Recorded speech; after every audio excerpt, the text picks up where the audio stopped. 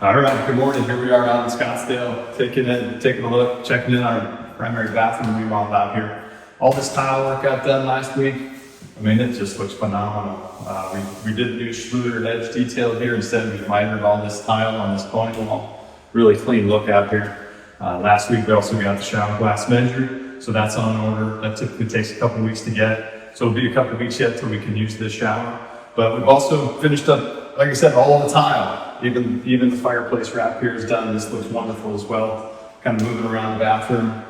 Looks like we got the cabinets installed. What we do when we install the cabinets, we save the cardboard that they come boxed in so that we can cover them back up once they're installed and protect them from the rest of the trades throughout the build of the project.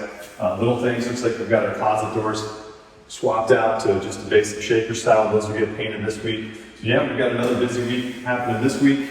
This place is going to get painted. We've got a little bit of drywall work to do still.